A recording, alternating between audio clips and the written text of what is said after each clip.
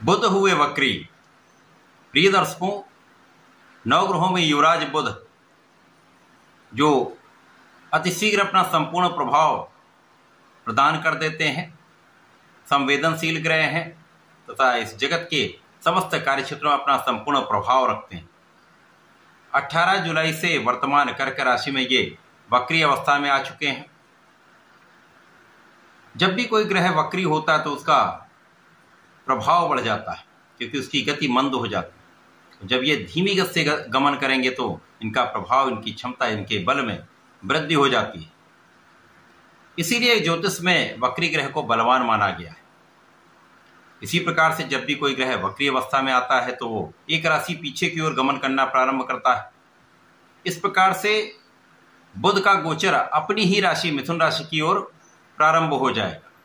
बुध का ये वक्री काल जो 18 जुलाई से प्रारंभ होकर 11 अगस्त तक चलने वाला है, वक्री बुध का प्रभाव प्राप्त होगा तथा साथ में नवग्रहों के राजा सूर्यदेव का साथ प्राप्त होगा, जिसका कुछ विशेष प्रभाव समस्त राशि के जातकों पर पड़ने वाला है तथा इस समय में कुछ विशेष लाभ की प्राप्ति हो सकती है, कुछ बड़े योग बन सकते हैं।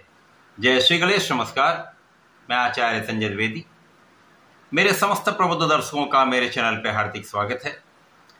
प्रिय दर्शकों, आज मैं धनु राशि के लिए वक्री बुध के प्रभाव तथा सूर्यदेव के साथ का किस प्रकार का प्रभाव प्राप्त होने वाला है, इस योग का किन किन भावों पर प्रभाव पड़ेगा, इस समय में आप कितना लाभ ले पाएंगे अथवा कहीं पर कोई समस्या या अवरोध है तो उसका क्या निराकरण है, संपूर्ण विश्लेषण मैं पूर्ण तर्क के साथ करने जा रहा हूं। प्रिय दर्शकों, इस राशिफल को आप अपने लग्न तथा राशि दोनों के अनुसार देख सकते हैं। धनु राशि गुरुदेव बृहस्पति की राशि है।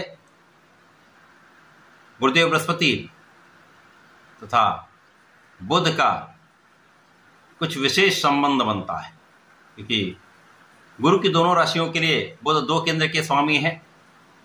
इस प्रकार से ये एक विशेष संयोजन प्राप्त होने वाला है जब बुध की राशि में गुरुदेव बृहस्पति का गोचर चल रहा है तथा अब बुध भी वक्री अवस्था में आकर अपनी राशि मिथुन राशि की ओर गमन करना प्रारंभ कर चुके हैं। इस समय में आपके स्वास्थ्य की जो समस्या है उनका निराकरण होगा। जो एलर्जी अथवा कहीं न कहीं मौसम के रोगों की संभावना चल रही थी अथवा पेट से संबंधित कुछ समस्याएं थी, उनका निराकरण यहां पर होगा। इस समय में आपके आध्यात्मिक क्षेत्र में वृद्धि होगी। आपका विशिष्ट ज्ञान यहां पर बढ़ने वाला है तथा इस समय पिता का सहयोग प्राप्त होगा। पैतृक संपत्ति से आपको लाभ का योग दिखता है। इस समय में जो जीवन साथी के साथ सामंजस्य की समस्या थी अथवा जीवन साथी के स्वास्थ्य में कुछ समस्या थी, उसका निराकरण होगा तथा आपसी सामंजस्य में वृद्धि हो जाएगी। इसी प्रकार से इस समय यदि आप साझेदारी में कुछ काम कर रहे हैं, व्यापार कर रहे हैं अथवा किसी प्रोफेशन में हैं, तो आ रही समस्याओं का निदान यहां पर हो सकता है। यदि आप समझदारी से कुछ कार्य करेंगे, विवेकपूर्ण निर्णय लेंगे, तो इस समय का आप निराकरण अवश्य कर पाएंगे। अब क्योंकि इस पूरे वक्री काल में सूर्य का साथ मिलने वाला है, तो यहाँ पर अष्टम भाव में सूर्य बुध का योग बना हुआ है। ये कुछ विशेष लाभ की स्थिति बनाने वाला है, क्योंकि बुध के जो निर्बलता है उसको सूर्यदेव यहाँ पर कम कर देंगे, क्योंकि सूर्य को कोई त्रिक दोष नहीं लगता है, जिसके कारण कहीं न कहीं जो स्वास्थ्य की समस्या अथवा आपके आत्मबल में जो कमी आ रही थी अथवा आपके मन में जो तनाव आ रहा था, एक भ्रम की स्थिति आ रही थी, उनका निराकरण यहाँ पर आप कर पाएंगे। इस समय आपका बौद्धिक स्तर अच्छा होने लगेगा। आपके सोचने की क्षमता पहले से अधिक हो जाएगी तथा आपका जो प्रभाव है वो अत्यंत सकारात्मक हो जाएगा। तो आपके व्यक्तित्व में विशेषता यहाँ पर बढ़ जाएगी। आपका व्यक्तित्व यहाँ पर पहले से अधिक सुदृढ़ हो जाएगा। अब इस समय में लग्न आपकी प्रबल है, क्योंकि लग्न पर स्वयं लग्नेश का प्रभाव है, जिसके कारण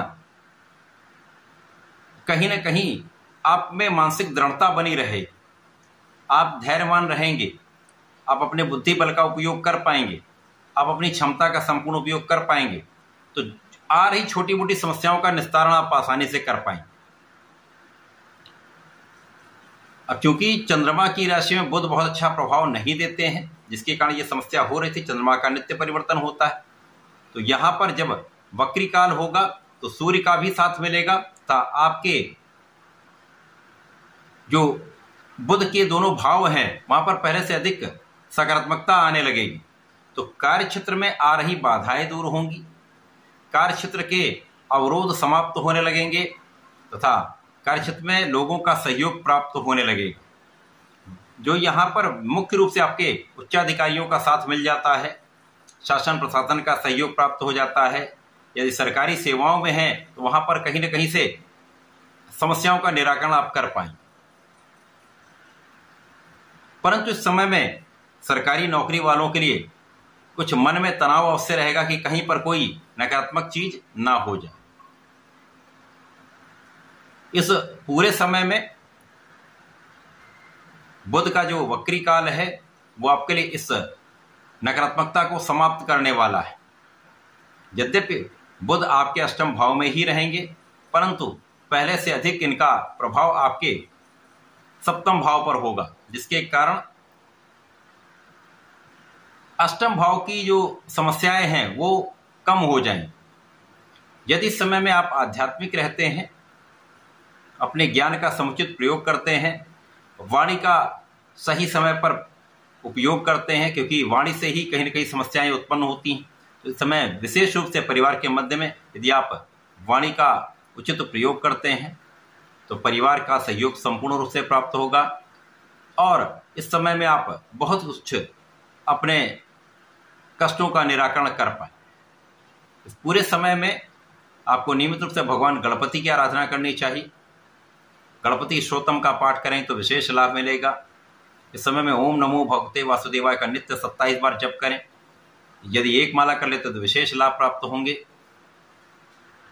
प्रत्येक गुरुवार को यदि भगवान भोलेनाथ पर जलार्चन करके फलों के रस का अभिषेक करते हैं तथा गुलाब की सुगंधि का अर्पण करते हैं तो इस समय का संपूर्ण उपयोग करके आप लाभ ले पाए, समस्याओं का निराकरण कर पाएंगे।